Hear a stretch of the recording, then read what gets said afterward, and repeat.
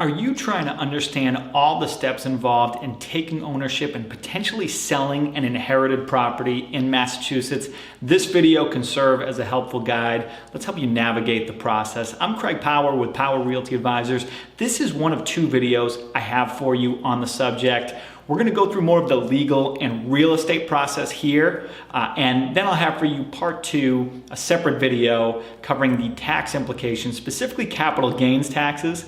That's what our clients are most concerned with. I'm obligated to say briefly, I'm not an attorney, I'm not a tax accountant, I am a real estate professional, and I'm just trying to curate this information for you in a way that is helpful. Perhaps you're going through this, perhaps you're anticipating going through this. You might not even want to sell, but you have to. Either way, I'd recommend watching to the end because I do have an important note, cautionary tale for you from the real estate professional's perspective. So starting at the top, with any inherited property, the first thing to be determined is the legal heir. Now, if you're a spouse, you probably owned it as joint tenants with rights of survivorship. So that would mean you inherited it automatically. You'll need to fill out some paperwork to make it official that you're now the sole owner. If you inherited through a will, you'll have to go through probate first. What is probate? Probate is a court-supervised legal process that verifies the will. It goes to a judge. The purpose of the process is to make sure the will is being followed. For the deceased individual, it's an independent third party making sure their wishes are being followed. Probate names an executor, or now they call that a personal representative. It also verifies and names the beneficiaries of the will. So for real estate, who is the property supposed to go to, or maybe more specifically, who are the proceeds of the sale of the property supposed to go to? For the next part of the probate process, and really the reason it takes so long, it allows claims from creditors to be filed against the estate.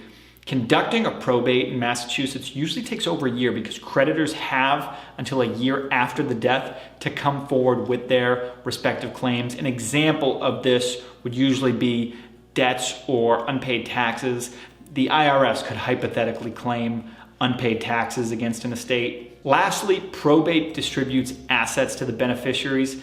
In Massachusetts these days, the process on average takes 12 to 18 months. It's already an emotional and legal challenge. You can see why the timeline can be hard on people. These proceedings can be long and confusing, and they come with a particular time and dollar cost. A common question is how to avoid probate. Let me give you a brief answer on that. I don't want to get stuck on it because we still have to talk about when someone dies without a will. Strategies to avoid probate. We already mentioned joint tenancy before. That comes with rights of survivorship. No probate is necessary.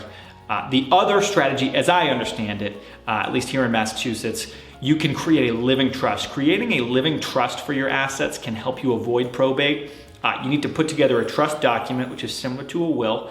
The key is you are naming yourself the current trustee, and then you're naming someone to be a successor trustee. That's someone to take over as trustee after your death. The successor trustee is empowered upon your death to distribute your assets. Anyway, that's our explainer on inheriting through a will. What happens when someone dies without a will?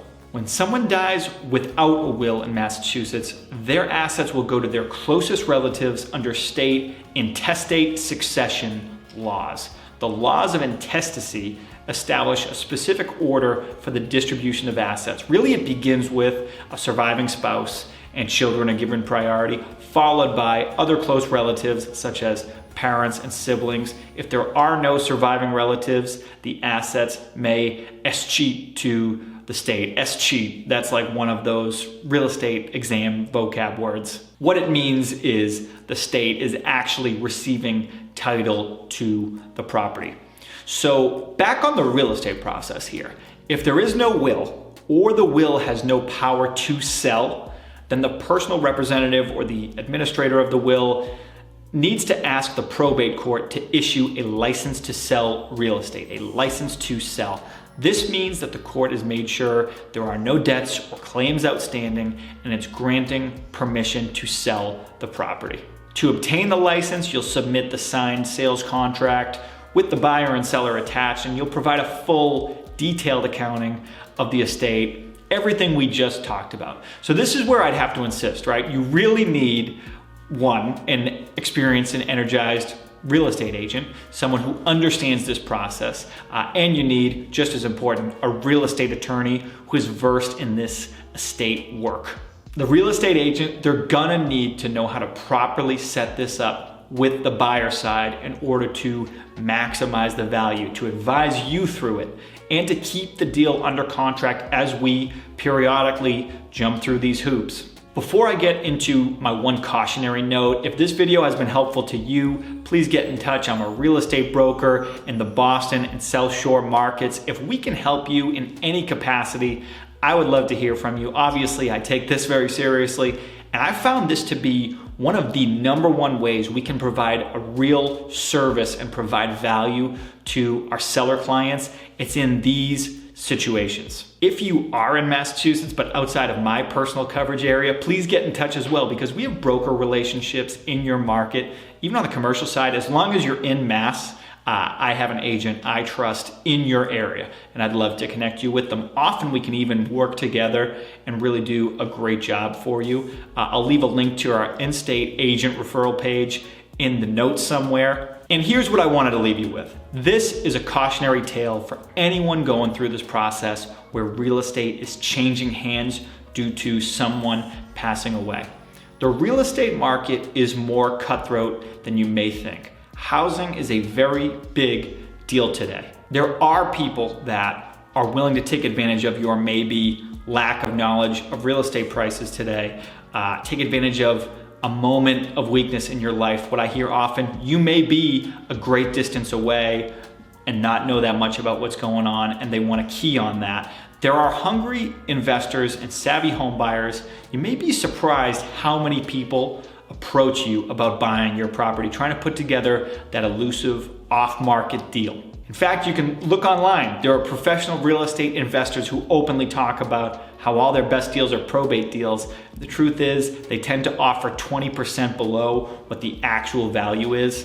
That's real money. Look, all I'm saying here is I would really recommend not making snap emotional decisions when it comes to selling property.